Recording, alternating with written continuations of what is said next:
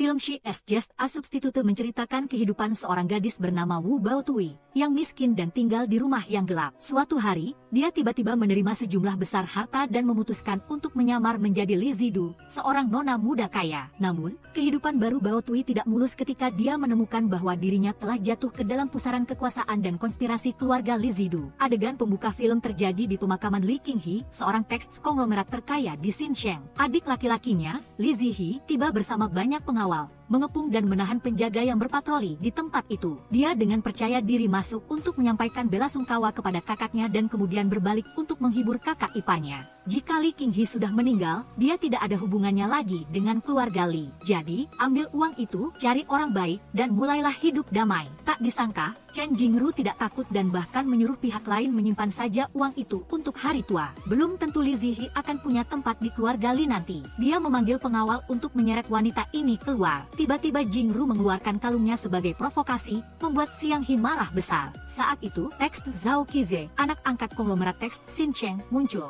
Sebagai pelaksana wasiat mendiang teks Presiden Li, selanjutnya dia meminta izin untuk mengumumkan isi wasiat tersebut. Semua aset atas nama Li Qinghe akan diwariskan kepada Li Zidu, putri tunggalnya. Begitu selesai bicara, Xiang He langsung bereaksi. Apakah kakaknya sakit sampai bingung? Jelas Li Zidu telah hilang lebih dari 10 tahun yang lalu. Sampai sekarang tidak tahu apakah dia masih hidup atau sudah meninggal. Tiba-tiba seorang gadis cantik muncul, itulah Li Zidu, putri tunggal konglomerat Xinjiang. Dia masuk menyapa semua orang membuat semua orang terkejut. Mengapa Zidu masih hidup? Dia memberitahu ibunya bahwa permainan ini baru saja dimulai. Sehari sebelumnya, Wu Baotui sedang merayakan ulang tahun temannya. Tetapi saat itu, Liu Ying terus menelepon mendesaknya untuk membayar utang. Tak lama kemudian, Wu Baotui keluar untuk menelepon, dan tiba-tiba dua preman datang dan mendorongnya jatuh agar bisa menagih uangnya kembali. Untungnya, dari kejauhan sebuah mobil datang dan menyelamatkan Baotui. Wu Baotui melihat bayangan seorang pria mendekat, tetapi dia tidak mengucapkan sepatah kata pun dan malah menggendongnya kembali ke kamar. Baotui terkejut melihat sekeliling, tiba-tiba dia menemukan bahwa foto di dinding itu sangat mirip dengannya. Pemeran utama pria mengatakan bahwa orang itu adalah Li Zidu. Untuk melindungi, keluarga Li tidak pernah mengumumkan tentang dia kepada pihak luar. Bertahun-tahun yang lalu Zidu tiba-tiba hilang dan keberadaannya masih belum jelas sampai sekarang. Qize mengeluarkan kartu bank dan mengajukan permintaan kepada pihak lain.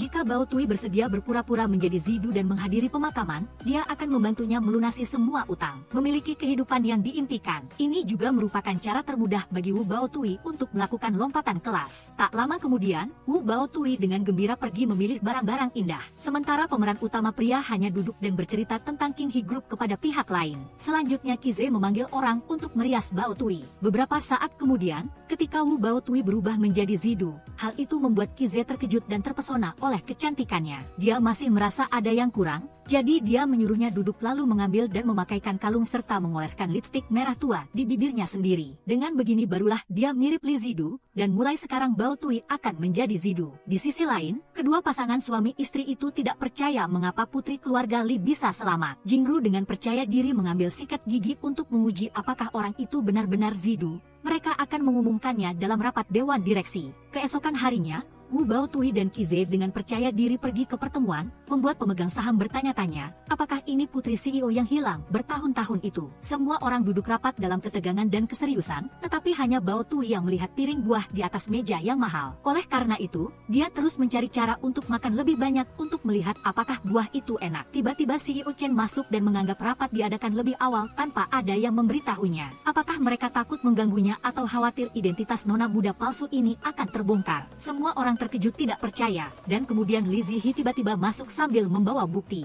Jingru memegang hasil tes yang baru saja dia terima tetapi belum membukanya. Selanjutnya dia akan membuka laporan uji DNA forensik ini di hadapan semua orang. Wu Baotui sangat khawatir tetapi tidak berani berbicara sepatah kata pun. Sementara Qize dari awal hingga sekarang masih sangat tenang dan kemudian dia berdiri meminta pihak lain untuk berhenti. Almarhum Presiden Li selalu merasa bersalah terhadap putri sulungnya, itulah sebabnya dia membuat wasiat ini. Apakah CEO Chen membuat keributan hari ini karena ingin mempermalukan Presiden Li di depan semua orang? Dia kehabisan akal dan akhirnya menantang Qize untuk bertaruh di depan semua orang.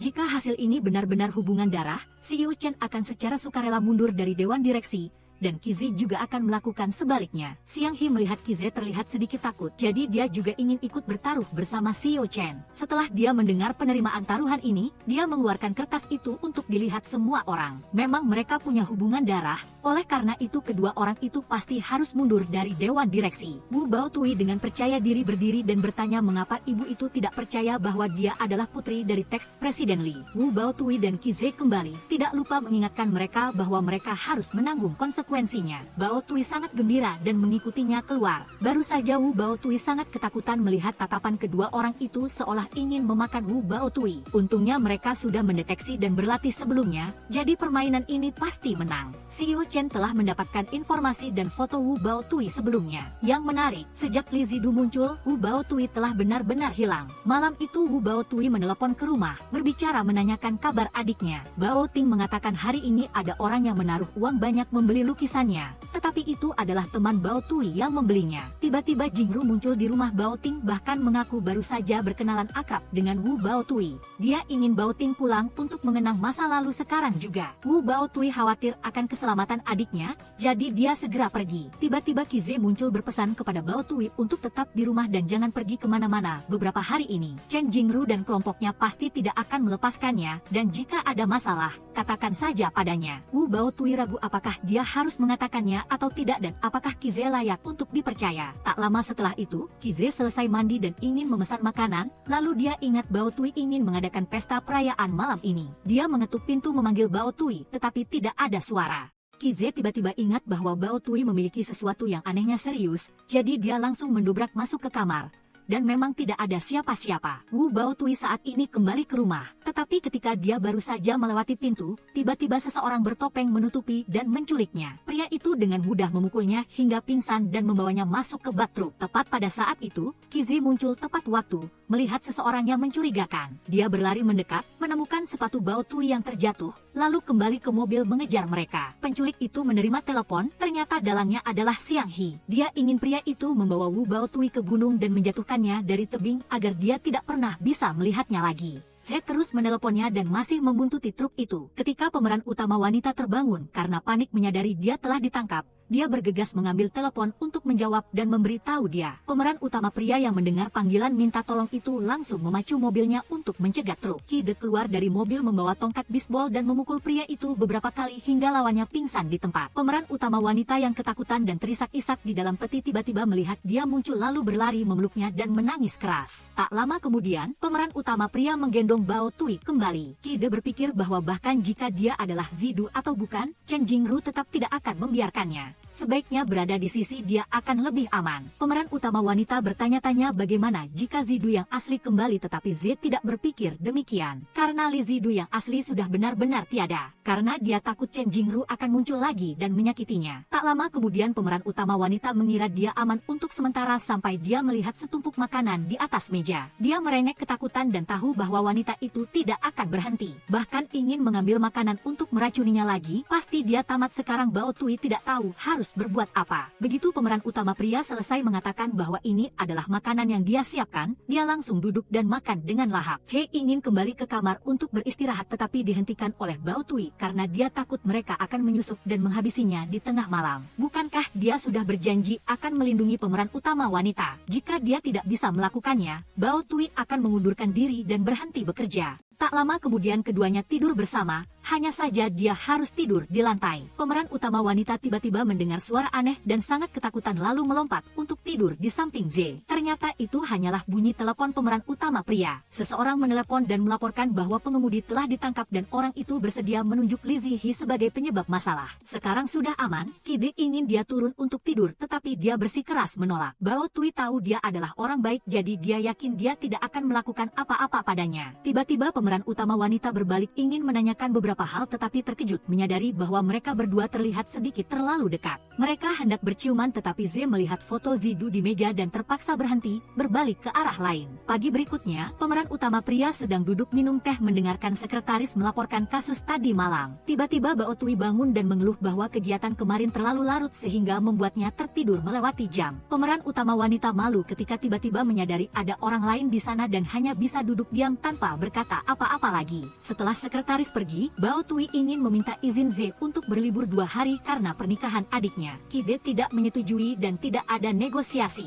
Karena Chen Jingru tidak akan memaafkannya, pemeran utama wanita terpaksa menarik garis yang jelas dengan semua hal di masa lalu. Bao Tui kehabisan akal dan hanya bisa memuji dan bertingkah manja di depannya. Akhirnya pemeran utama pria setuju untuk mengantarnya menemui adiknya, tetapi hanya untuk 10 menit saja. Kedua kakak beradik itu bertemu dan sangat gembira, lalu mereka duduk dan berbagi cerita sambil saling menasihati. Dia memberitahu bahwa dia memiliki pekerjaan baru dengan gaji yang sangat baik, hanya saja dia harus melakukan perjalanan bisnis ke tempat lain untuk waktu yang lama. Oleh karena itu dia tidak bisa menghadiri pernikahan Bao Ding. Gadis kecil itu merasa kecewa dan sedih tetapi sangat pengertian dan bersimpati terhadap prospek pekerjaan Bao Tui. Pemeran utama wanita kembali ke mobil, tiba-tiba Jia Ming muncul menghalanginya. Dia sangat menyesal telah putus dengan Bao Tui saat itu dan selalu menyalahkan dirinya sendiri. Tetapi sekarang Jia Ming berbeda, jadi dia ingin dia memberinya kesempatan lagi untuk menebus penyesalan itu. Pemeran utama pria keluar dari mobil dan menyaksikan seluruh kejadian. Meskipun Jia Ming sudah memiliki istri, dia masih ingin Bao Tui menjadi kekasihnya. Dia bahkan memberikan kartu kamar hotel dan akan membayar harga yang akan memuaskan pemeran utama wanita. Z tidak tahan lagi dan keluar menyenggol bahu lawannya lalu berterima kasih atas undangannya itu. Dia melihat keduanya pergi lalu berbalik mencela dia yang suka membuat onar dan juga membatalkan pernikahan serta berutang sejumlah besar uang.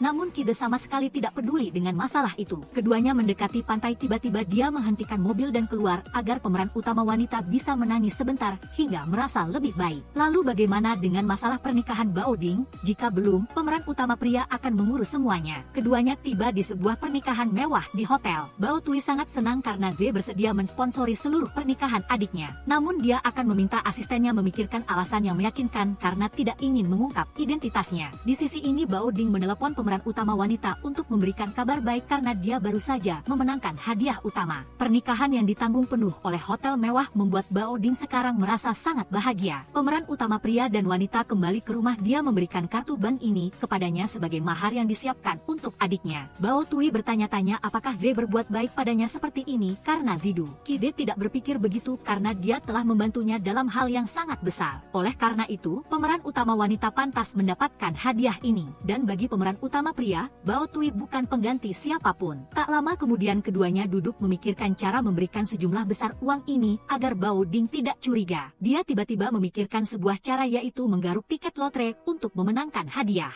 Namun setelah menggaruk 1000 lembar, tetap tidak ada yang kena. Tiba-tiba ada orang asing membawa selembar untuk diperiksa dan memenangkan 800 juta. Oleh karena itu, keduanya langsung menghentikan pria itu dan ingin membeli lembaran itu dengan harga 2 kali lipat. Akhirnya mereka mendapatkan tiket yang menang dan meminta pemilik toko untuk memberikannya kepada gadis di foto. Keduanya duduk di luar mobil menunggu lama baru melihat Bao Ding datang, tetapi Z bertanya-tanya mengapa Bao Tui tahu adiknya akan datang. Ternyata karena miskin, dia harus pergi ke sana untuk memberi dirinya sedikit harapan. Bao Ding masuk ke dalam toko menunggu orang itu, membantunya memeriksa apakah dia menang atau tidak. Pemilik toko menuruti perintah kedua orang itu sehingga bekerja sama menukar lembar hadiah yang menang untuknya. Bao Ding melompat kegirangan lalu gadis kecil itu dengan cepat berlari pulang, tetapi sayangnya terpeleset dan jatuh. Untungnya Bao Ding baik-baik saja karena ada hadiah uang tunai besar yang menahannya. Tiba pada hari pernikahan tetapi terlihat sangat sepi dan bahkan diomongkan oleh banyak orang. Pemeran utama pria dan wanita berdiri di balkon di dalam rumah berbicara tanpa berani membiarkan dia hadir karena takut bahaya akan datang. Bao Tui terisak dan bahkan berpikir bahwa selama adiknya bahagia itu lebih penting daripada nyawanya. Z mengeluarkan tiket gosok itu dan memberikannya kepada dia. Jika Bao Tui menang, dia akan mengizinkan pemeran utama wanita menghadiri pernikahan. Untungnya Nona Wu sangat beruntung hari ini, jadi dia akan mengantar Bao Tui untuk menghadiri upacara pernikahan adiknya. Bao Ding saat ini sedang dalam upacara pertukaran cincin, tetapi dia terus melihat ke gerbang menantikan kakaknya sehingga dia teralihkan dan melupakan acara saat ini. Tiba-tiba pemeran utama wanita muncul, Bao Ding berlari dengan gembira dan berpelukan. Gadis kecil itu menangis mengira kakaknya sudah tidak peduli padanya lagi. Mereka sedang mengobrol ketika tiba-tiba mendengar semua orang bergosip menjelek-jelekan Bao Tui. Tetapi hari ini adalah hari penting, pengantin tidak boleh marah. Tiba-tiba pemeran utama pria muncul di pernikahan membuat semua orang mengenali bahwa itu adalah Z. Tidak disangka Mo Baoding sangat berwibawa bisa mengundang Zhao Qide untuk hadir. Dia maju untuk memberikan beberapa kata ucapan selamat kepada pengantin membuat Bao Tui terharu meneteskan air mata setelah selesai urusan pemeran utama pria dan wanita kembali tiba-tiba bertemu Chen Jingru. Wanita itu mengambil kesempatan untuk mendekat dan menarik rambutnya agar dapat menggunakannya sebagai jawaban bagi semua orang untuk tahu bahwa ini adalah Zidu palsu. Z menyuruh pemeran utama wanita pergi lebih dulu sementara sisanya dia yang akan urus. Keduanya masuk ke ruang teh untuk berbicara dan syarat wanita itu sangat sederhana. Karena Mo Botu mengakui di depan dewan direksi bahwa dirinya adalah LYT Du palsu, trio KYTRCH langsung setuju tetapi dia juga akan memberitahu dewan direksi tentang esensi sejati LYT Du. Tak disangka, bos TRN Chen Hanha memang orang mulia yang pelupa. Sayang sekali kerabat desa sang pemeran utama pria kebetulan mengenal sopir yang menyebabkan kecelakaan itu bertahun-tahun lalu. Mungkin pada saat itu TRN Chen Hanha tidak hanya akan dihapus namanya dari dewan direksi. Dia sangat marah karena tidak bisa berbuat apa-apa terhadap kekuatan keluarga LY, dan ada juga saksi hidup dari kecelakaan tahun itu. Keesokan paginya pemeran utama wanita naik mobil mengikuti TRN Chen Hanha karena dia memiliki sesuatu yang sangat menarik untuk ditunjukkan padanya. Meskipun pemeran utama pria tahu kepergian lawannya sangat berbahaya, dia tetap membiarkan Bao Tui naik mobil bersama bos Chen, namun diam-diam menyuruh orang untuk melindunginya. Setelah itu, keduanya tiba di restoran. Jingru memberikan pemeran utama wanita foto-foto Ziang yang diam-diam diikuti Kize sejak dia masih hidup. Sekarang Bao Tui adalah bidak catur yang telah direncanakan dengan cermat olehnya. Pemeran utama wanita khawatir tidak menyangka bos Zhao adalah orang seperti itu. Malam harinya, Bao Tui duduk sendirian di luar jalan minum bir dengan sedih. Tiba-tiba, pemeran utama pria datang memarahinya mengapa dia minum sebanyak itu.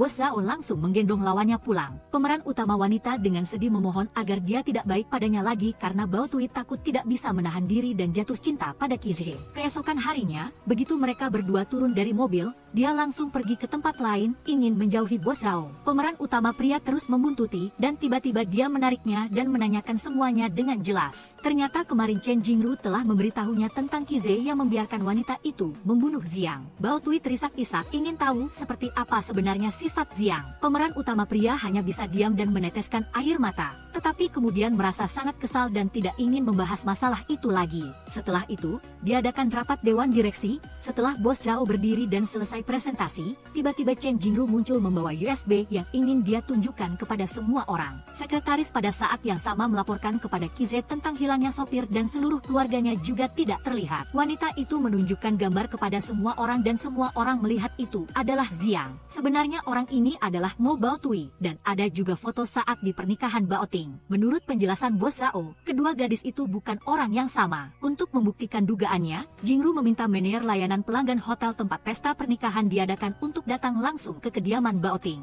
Ia terus membuka video untuk mendengarkan apakah orang yang muncul di pernikahan hari itu, seperti yang dikatakan Baoting, benar-benar Wu Baotui atau Li Ziyu. Memang benar bahwa saudara perempuan Baoting datang hari itu, tetapi orang yang dilihat semua orang bukanlah nona utama. Baik pemeran utama pria maupun pemeran utama wanita terdiam, tidak mengucapkan sepatah kata pun. Tiba-tiba Baotui muncul dalam video, membuat para pemegang saham menarik napas lega, menghilangkan keraguan. Ia sangat marah, tidak percaya, dan berbalik menyalahkan bahwa Kizai pasti telah memainkan trik ini.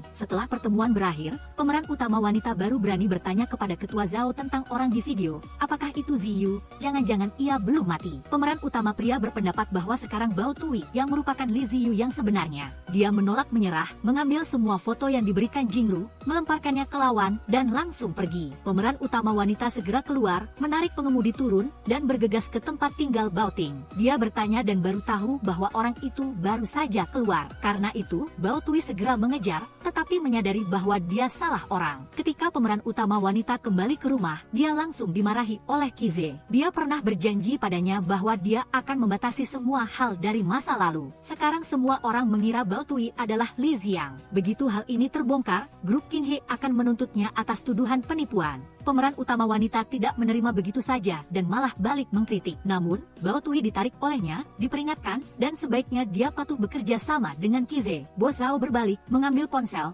dan memberitahu asistennya bahwa mulai sekarang, nona muda dilarang meninggalkan Manor. Keesokan harinya, pemeran utama pria harus pergi untuk perjalanan bisnis selama beberapa hari, jadi dia berpesan kepada sekretaris untuk merawatnya dengan hati-hati, meminta seseorang membawakan barang-barang yang disukai gadis itu agar Bao Tui bisa memilih dengan nyaman. Sekretaris tidak mengerti mengapa bos Zhao bersikap baik kepada pemeran utama wanita tetapi tidak memberitahunya. Di sisi lain, asisten dan pelayan satu persatu membawakan pakaian dan aksesori terbaru dari toko agar nona muda lihat. Namun, Bao Tui hanya asyik melihat ponsel, tidak peduli dengan orang-orang di sekitarnya yang melayaninya. Tiba-tiba, pemeran utama wanita menerima pesan dari adiknya yang mengingatkan tentang tas Li Xiang. Yakin ada petunjuk tentang wanita itu di dalamnya, Bao Tui mencari cara untuk kembali. Menggunakan alasan keluar jalan-jalan untuk melepaskan diri dari pengawal itu, tetapi dia menelepon Qize sehingga ada sopir tambahan yang menemaninya. Ketika mobil tiba, Bao Tui dengan cepat kabur meninggalkan sopir. Ketika mendengar kabar ini, Qize langsung menghukum para bawahannya. Sementara itu,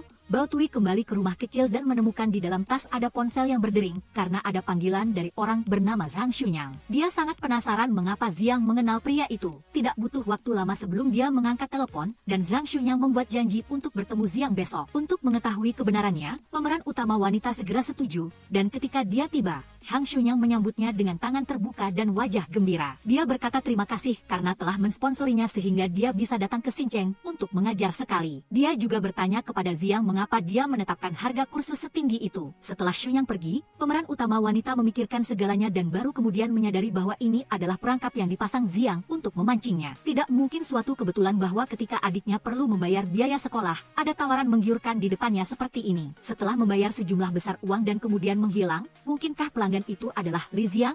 Bao Tui menelepon nomor pelanggan besar dan ponsel itu langsung berdering. Tepat pada saat ini, Qize muncul dari belakang. Dia dengan lembut memakaikan jaket dan mengajak Bao Tui pulang. Tetapi dia sudah tahu semua rencana dan langsung mempertanyakan lawan, lalu menggeledah seluruh ruangan mencari Li Xiang tetapi tidak menemukannya. Qize tidak mengatakan apa-apa, hanya memeluk Bao Tui dengan lembut menasihatinya untuk patuh pulang. Melihat lawannya diam, pemeran utama wanita memutuskan untuk mengakhiri kerjasama di sini juga untuk menahan Bao Tui. Dia terpaksa mengungkapkan kebenaran dari masalah itu meskipun itu sangat kejam. Li Xiang sudah lama mengetahui keberadaan kembarannya. Masalah Bao Tui berpura-pura menjadi Li Xiang juga merupakan idenya. Warisan yang sangat besar itu juga yang Xiang berikan kepada Bao Tui. Karena tahun itu Chen Jingru telah merencanakan kecelakaan lalu lintas agar Li Xiang harus menghilang dari kehidupan ini. Untungnya, Qize tahu dan datang menyelamatkan. Atas permohonan lawan, dia mencari tempat perlindungan agar Xiang menghilang seperti keinginan Jingru. Karena masa kecil Xiang selalu dikontrol di sisinya, dia hanya ingin bersembunyi di sini seumur hidup. Sampai suatu hari Xiang menemukan seorang gadis dengan wajah yang persis sama dengannya bernama Bao Tui. Pada saat yang sama, Li Qinghe berada dalam kondisi kritis. Jika Xiang tidak muncul, warisan 60 miliar akan menjadi milik Chen Jingru. Karena tidak tega, Xiang menyusun rencana agar Bao Tui jatuh ke dalam perangkap dan kemudian rela menjadi dirinya. Mendengar ini, Bao Tui bingung dan ingin kembali ke versi dirinya yang dulu. Melihat Qize menahannya,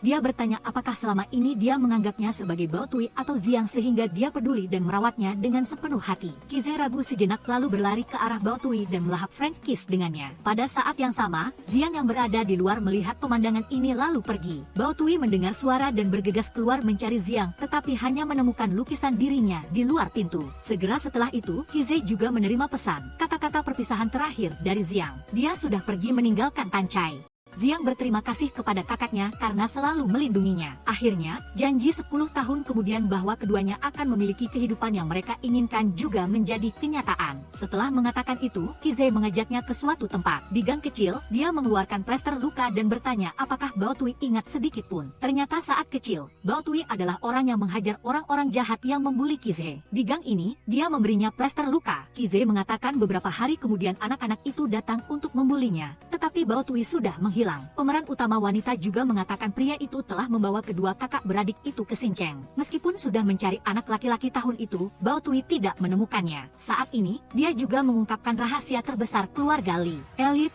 bukan anak kandung Lyt Tan Hoa, melainkan anak angkatnya. Bahkan orang terdekatnya pun tidak mengetahui hal ini. Lyt Tan Hoa sangat mesum. Dia ingin memiliki sehingga dia tidak mengizinkan putranya menyentuh Lyt Du. Oleh karena itu, dia memilih untuk mengendalikan Kaye Terceha menjadi tunangan kehilangan LYT-do. Saat bertemu orang itu, dia juga sangat terkejut karena kedua wajah itu terlalu mirip. Sebelumnya KYTRCH selalu diam-diam melindungi gadis yang menyelamatkannya tahun itu. Akhirnya dia bisa memulai hidup baru bersama orang yang dia cintai. Keesokan harinya Botu kembali secara terang-terangan dan menerima kabar bahwa semua uang perusahaan telah dipindahkan. Karyawan keuangan yang merupakan orang suruhan TRNCNHNH juga telah menghilang. Oleh karena itu, pemasok barang tidak menerima pembayaran. Pihak agen telah membayar tetapi tidak menerima barang. Hal ini memengaruhi perusahaan sehingga pihak agen dan pemasok datang ke sini untuk membuat keributan. KYTRCH memutuskan untuk turun tangan sendiri meredam keributan agar Botu bisa pergi dengan selamat. Pria bernama Jiamin yang berdiri di dekatnya tiba-tiba mengenali Botu,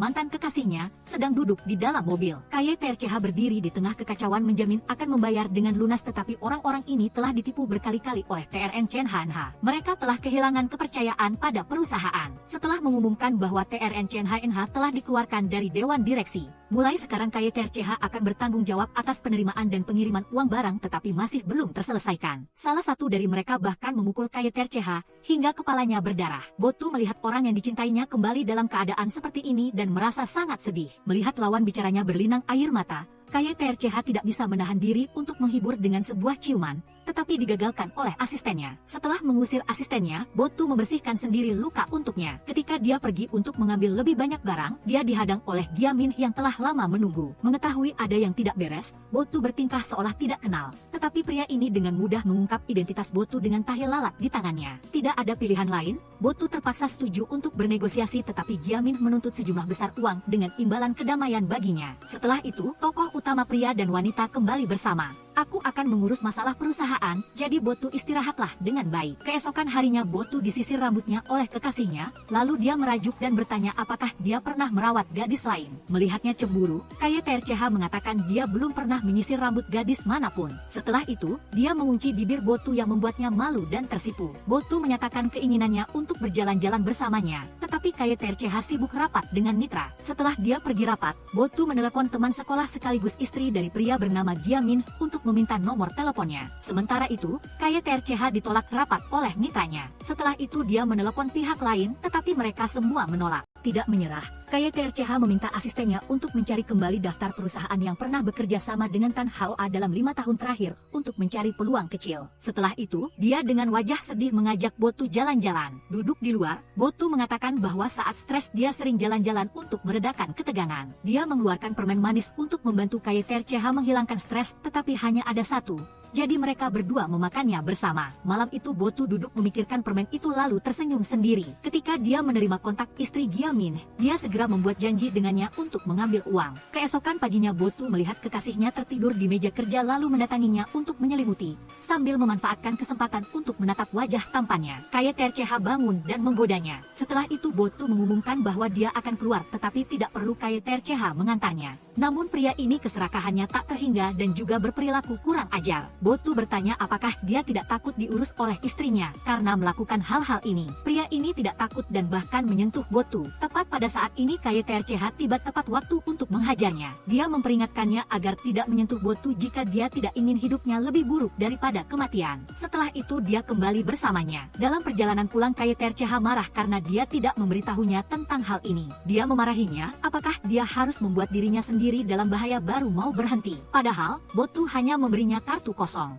agar dia bertindak atas nama langit. Botu tahu pria itu hidup dari ayah mertuanya sehingga dia tidak berani bertindak sembarangan. KYTRCH bertanya apakah dia tidak pernah percaya pada janjinya bahwa Botu yang berada di sisinya akan dilindungi sepenuhnya olehnya. Botu hendak menjelaskan sesuatu tetapi dicium oleh KYTRCH. Botu mengatakan dia percaya padanya. Tetapi sejak ibunya meninggal, dia sudah terbiasa memikul segalanya sendirian. Selama beberapa bulan terakhir dia telah memperlakukannya dengan sangat baik. Jadi dia berpikir apakah jika dia meninggalkannya, dia tidak akan bisa melakukan apa-apa lagi. Botu tidak ingin bergantung. Dia ingin menjadi rekan yang mendampinginya. KYTRCH memeluknya dan meminta maaf karena dia selalu takut Botu akan terluka. Keesokan harinya asisten melaporkan bahwa mereka masih belum menemukan TRNCNHNH, tetapi KYTRCH bertekad untuk mencarinya dimanapun. Asisten mengatakan sudah terlambat. Pemasok dan pihak agen telah bersatu untuk menuntut sehingga kita tidak punya jalan kembali. Dia berkata bahwa satu-satunya cara agar KYTRCH aman adalah dengan membiarkan Botu menanggung kesalahan, tetapi dia tidak setuju. Sore harinya mereka berdua berlatih berenang bersama. Botu sangat mengagumi kehidupan orang kaya. Jika dia menjadi orang kaya, dia akan memberikan kehidupan yang makmur seperti seorang putri kepada adik perempuannya. Dia juga merindukan musim salju seperti di kampung halamannya. Malam itu, saat Botu sedang berbaring, tiba-tiba KYTRCH menelepon dan memberitahu bahwa salju telah turun, yang membuatnya terkejut. Turun ke bawah bermain salju, Botu berencana untuk membuat permintaan. Melihat itu, KYTRCH bertanya tentang mimpinya, jika mungkin dia akan membantunya mewujudkannya. Botu mengatakan dia ingin pergi ke Swiss sekali untuk melihat pegunungan Alpen, karena sejak dulu dia belum pernah bepergian ke luar negeri. Setelah itu Botu bertanya tentang mimpi KYTRCH, tetapi dia belum pernah berdoa. Tokoh utama wanita mengatakan permintaan ulang tahun sangat manjur. Hari itu aku akan membawamu ke atap rumah kita. Tempat itu berangin sejuk dan pemandangan malamnya juga sangat indah, jadi KYTRCH pasti akan menyukainya. Malam itu asisten memberikan KYTRCH kontrak bersama segelas air. Botu meminum segelas air itu yang berarti semuanya akan berakhir dari sini.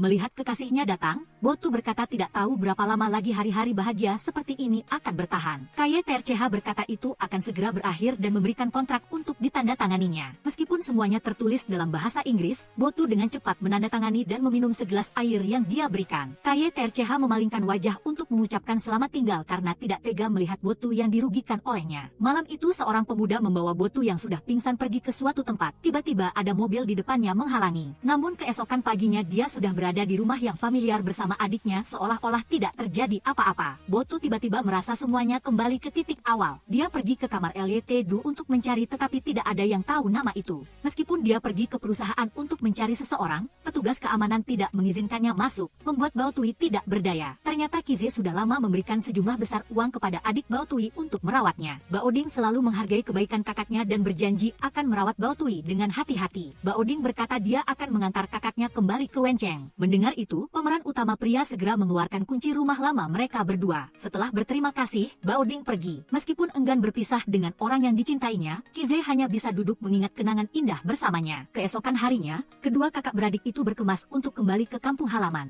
Tetapi Baotui enggan meninggalkan rumah yang telah membesarkannya selama bertahun-tahun. Tidak hanya itu, pemeran utama wanita masih merasa ada sesuatu yang kosong di hatinya. Namun, pada akhirnya dia harus naik mobil untuk kembali ke kampung halamannya. Di perusahaan, Kize membayar gaji setiap karyawan dan mengucapkan selamat tinggal kepada mereka. Tiba-tiba dia menerima ucapan selamat ulang tahun dan teringat Baotui. Dia pernah berjanji akan membawanya ke atap untuk merayakan ulang tahunnya. Di dalam mobil yang kembali ke kampung halamannya, Baotui linglung saat menonton rekaman Kize berdiri dan meminta maaf kepada semua orang. Dia menyebutkan seseorang yang pernah menanyakan dan peduli tentang perasaannya, yang membuat Baotui mengingat kembali setiap kenangan saat bersama Kize. Orang yang selalu percaya padanya, percaya pada grup yang dipimpin oleh Kize tidak lain adalah Baotui. Melihat pihak lain terus-menerus mengulangi kata-katanya, sang tokoh utama wanita mengira itu adalah mimpi. Tiba-tiba alarm ulang tahun Kize berbunyi. Baotui segera meminta untuk menghentikan mobil dan berlari langsung ke rumah mereka berdua. Saat ini, Kize sudah memegang 2 kaleng minuman dan merayakan ulang tahunnya sendirian. Dia memikirkan keputusannya untuk membiarkan Baotui bertahan hidup meskipun mereka berdua terpisah. Pada akhirnya, sang tokoh utama pria tetap puas dengan pilihannya. Kize mendoakan orang yang dicintainya agar selamat di jalan dan kemudian pergi. Karena mencintai seseorang, selama pihak lain hidup dengan baik, hati sendiri pun akan merasa bahagia. Saat Baotui tiba di sini hanya melihat kaleng minuman di sini,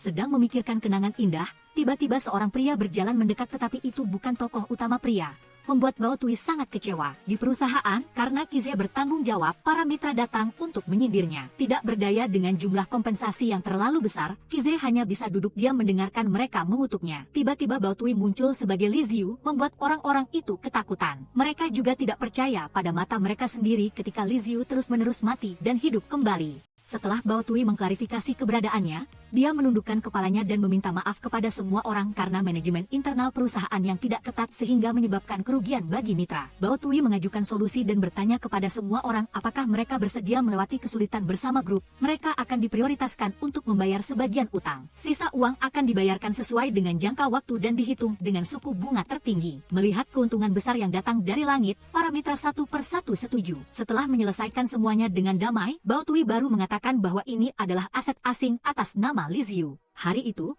Meneer diam-diam datang untuk memberikan seluruh aset asing kepada Baothui yang dijual sendiri oleh Li Ziyu dengan harapan dapat menyelamatkan grup tersebut sebagian. Meskipun belum bisa menyelesaikan masalah sepenuhnya, uang ini cukup bagi Qize untuk bernapas lega dan mulai membangun bisnisnya. Setelah itu, Baothui menyalahkan pihak lain karena tidak memberitahunya. Itu hanya karena Qize khawatir akan keselamatannya. Dia mengatakan dia sudah lama berada di Qinghua sehingga dia tidak bisa meninggalkan tempat ini. Dan Baothui yakin akan tetap bersama Qinghua untuk menyelesaikan utang besar ini. Bukan, tokoh utama wanita sangat percaya padanya, jadi meskipun dia kalah, dia bersedia melakukannya. Setelah itu, mereka berdua saling berciuman dengan penuh gairah. Tiba-tiba asisten berlari menghampiri untuk melaporkan tentang Chen Jingru di panti jompo dengan nama King He. Yang lebih istimewa lagi, Chen Jingru telah secara proaktif menghubungi mereka. Keesokan harinya, tokoh utama pria dan wanita pergi ke tempat yang telah dijanjikan untuk menemukan Chen Jingru dan menanyakan akar cerita. Kedua belah pihak terkejut ketika bertemu dalam situasi seperti ini. Baothui melihat salah satu kakinya hilang dan setelah bertanya, dia baru tahu bahwa dia mengalami kecelakaan lalu lintas seperti cara Jingru membunuh Li Ziyu. Tapi yang patut disoroti adalah uang perusahaan tidak ada padanya karena staf keuangan telah mengkhianati Jingru dan setia kepada orang lain. Orang ini adalah Li Qinghe, tetapi tidak ada yang percaya kata-katanya. Alasan dia berusaha keras melakukannya adalah untuk membuat Li Zidi muncul. Meskipun Jingru tahu bahwa hubungan suaminya dan Li Zidi tidak sederhana, untuk mempertahankan hidupnya, dia memilih untuk diam. Sejak rumor itu tersebar, Li Qinghe selalu berpikir bahwa putrinya masih hidup hanya tidak ingin bertemu dengannya. Jadi dia mengatur cerita kematian palsu untuk menggunakan warisan besar untuk memaksa Li Zidi muncul. Dia sendiri tidak menyangka Zidi akan melepaskan kehidupan mewah dan meninggalkan keluarga Li. Dia juga tidak bisa memprediksi bahwa di dunia ini ada seorang gadis yang sangat mirip dengan Li Zidi. Rencananya hancur sehingga dia hanya bisa mengeluarkan kartu trufnya yaitu Chen Jingru. Meskipun masih meragukan cerita fiksi itu, tetapi ketika Jingru menunjukkan foto Qinghe, mereka berdua baru percaya. Setelah itu, Jingru mengatakan ingin bekerja sama dengan mereka berdua untuk menjatuhkan Li Qinghe yang saat ini berada di ruang bawah tanah hotel. Segera, mereka berdua kembali ke hotel untuk mencari Qinghe. Saat ini, dia sedang mengikat Zidi dan mengancamnya. Qinghe menggunakan cinta terlarang untuk memaksa putrinya tetap di sisinya. Setelah itu, dia memberikan pisau kepada Zidi agar dia bisa memutuskan sendiri. Tepat pada saat ini, tokoh utama pria dan wanita berdiri di bawah melihat mereka berdua. Baothui berusaha menghentikan Zidi sementara Qize berlari untuk menyelamatkannya. Tetapi ketika dia tiba di tempat, Qinghe sudah tergeletak di genangan darah dan Zidi lari ketakutan. Setelah itu, Zidi berkeliaran sendirian di luar, menonton kembang api sebagai kebahagiaan kecilnya. Akhirnya, Li Ziyu juga lolos dari sangkar besi yang diberikan oleh Qinghe. Sementara itu, pasangan itu sangat gembira setelah mendengar kabar bahwa Li Qinghe meninggal karena sakit jantung. Ternyata saat mereka berdua bergumul, dia tiba-tiba sakit dan meninggal. Ini juga bisa dianggap sebagai karma buruk. Di akhir cerita, Li Ziyu meninggalkan identitas dan akunnya senilai 60 miliar yuan untuk Baothui. Sementara tokoh utama wanita tetap di perkebunan untuk merayakan ulang tahunnya yang ke-26 menggantikan dia. Setelah itu, Baothui menggunakan uang dalam jumlah besar untuk membangun dana malaikat impian yang disambut dengan antusias oleh semua orang. Ketika tidak ada lagi kekhawatiran, Baothui mengucapkan selamat tinggal pada identitas Li Ziyu. Kembali ke kehidupannya sendiri, pengalaman hidup sebagai orang kaya membuat Baothui sadar. Uang yang didapatkan tanpa usaha sebenarnya penuh dengan bahaya. Akhirnya, dia memutuskan untuk mengucapkan selamat tinggal pada identitas Li Ziyu dan secara proaktif menyerahkan diri, mengakui kesalahannya dan dihukum 5 tahun penjara. Setelah bebas, Baothui dengan gembira menikmati kehidupan yang bebas dan tiba-tiba menerima panggilan hadiah dari nomor yang tidak dikenal. Meskipun baru di penjara beberapa tahun, Baothui masih sangat waspada, memarahi mereka dan menutup telepon. Tiba-tiba Qize datang sendiri untuk membantunya menukar hadiah. Ternyata ini adalah rencananya untuk membuat Baothui terkejut. Qize mewujudkan keinginan Baothui untuk melihat salju di Alpen yang membuatnya sangat bersemangat. Dan review film sampai di sini saja. Terima kasih telah mengikuti. Jika ada kesalahan, silakan berikan saran di kolom komentar. Sampai jumpa di video berikutnya.